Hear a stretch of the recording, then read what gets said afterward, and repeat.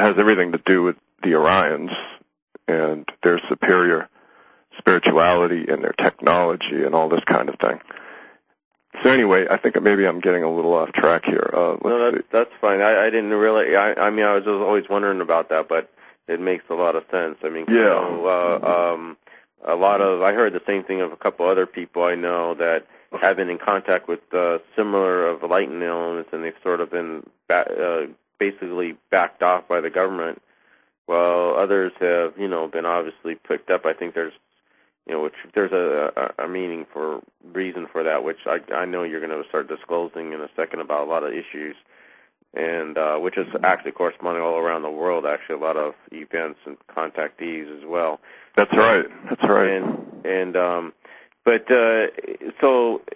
But you now to get into another issue on really briefly. I know I don't want to get paraphrased because a lot of people go, well, how do you just can't walk up to? There's certain levels, I guess, of ETs you can say, but in particular with the Orions or from Pleiades, that people, if you were around them personally, like if you had an ET right near you of this magnitude, their vibrational area of their and people you can measure this, by the way, in quantum physics.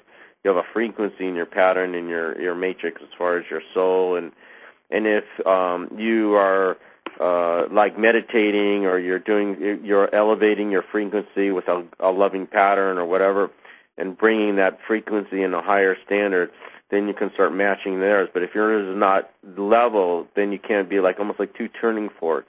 And if your tuning fork one is too high and the other one's too low, the one that's lower is not going to be able to handle it, which is usually most humans. Am I correct? Basically.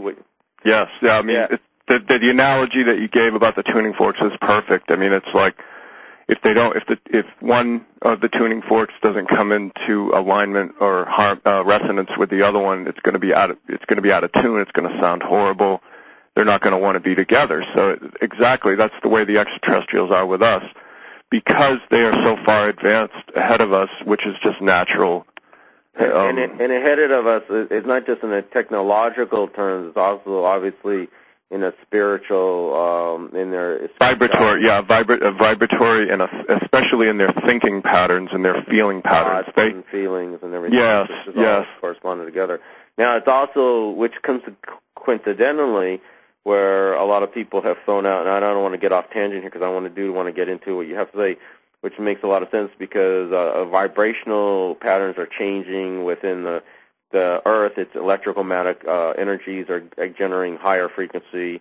Same even within this whole solar system, which is the real truth behind the changing climate. It's not global warming. Absolutely. It's all coming across the horizon, but I mean throughout our solar system, the alignments, our matrix, the moving of the polarity of Earth on its axis. It all has a reasons. And that also is why there's more activity, because now the ETs can actually relate, to come corresponding to. It's like when people see things, you see things in wavelengths. You see light and certain things. Well, as your frequency higher, you'll be able to recognize them. It's almost like there's a famous thing that happened. I remember when there was a story about when Columbus first came to Americas, but at first the natives didn't even see the ship because they couldn't recognize the ship until the medicine people could see it, saw it, and then point out there's a ship sitting there pulling up on the coast. Then they open it, they realize there's a ship there. Before that, they didn't even see. It was like he didn't even exist. So it just shows how when you recognize certain things and relate to them, then you can your brain or your mind corresponds to the patterns. But now I know we got through all that stuff, but a lot of people, when they hear about the Orions and ETs, and I know a lot of people out there have this like messianic complex where they, the save me attitude. Oh, how come they don't save Earth? Why don't they save the people? Why don't they? So yeah. And they have this mentality like it's either that or they got the War of the Worlds mentality of ETs because they've been subjugated to some negative, with grays and cutting up cattle and things like that. And now the 2012, which is another total propaganda of fear. But you know, the movie they're going to put out, I think it's coming out soon, next year or this year, I forget. What is the real situation behind the Orions, though, and the enlightened ETs that have been here, but now have been, how I put it, have been more in a relationship, being more exposed? You can call it disclosed. And yeah.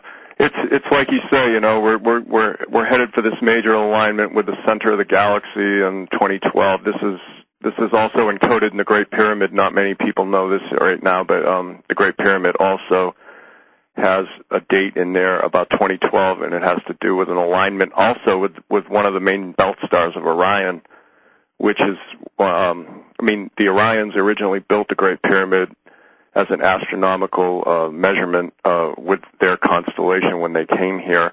Also because of the pole shifts that happen periodically on the Earth every, I think, 10,000 years or so. I mean, there's always these like major pole shifts that happen. And so the Great Pyramid was also constructed by the Orions with that kind of exact mathematical and astronomical intelligence into the pyramid itself. It has to do with the central sun of the galaxy, which is in the middle of our Milky Way galaxy, and also with one of the belt stars in Orion is supposedly going to fall through one of the shafts in 2012 in the spring and the summer, and that signifies an increase of an alteration of the Earth's axis with central sun, and it's also going to be, and there's also these other astronomical alignments. But as far as the Orions themselves, and yes, because of all this is happening, it's going to start to happen later in 2012, 2013, and even after that. It's going to be gradual. It's not going to be one major thing where it's just going to happen in like 1 month. It's going to be more gradual and spread out over, beginning in 2012. We'll start to notice it more and more. There's going to be an increase of earthquakes and even more horrendous, like, alterations of storms, you know, global warming up in the Arctic. You know, it's very true. A lot of people don't believe it and they mock it, but it's very true. There is, that's because of we're losing the axis. The axis is already slowly tilting. It's already tilted and already slipped a number of degrees from where it was prior, like 10 years ago. You can even verify this with, I've already verified it with a compass. Like 10 years ago, I used to locate true north, and it used to be out near Iceland. Now I locate true north, and it's out near Alaska. Yeah, this is where, and this is even on NASA's data. It's actually showing a change of pattern or movement, of degrees that confirms what you're talking about, which is associated, and they even acknowledged it's also what's increasing. The increasing amount of earthquakes and whatnot that's been going around, and around the plates have been shifting drastically. But why do you feel? Because it almost seems like things are starting on ahead right now. Been going on ahead, but it seems almost like 2010 is some serious.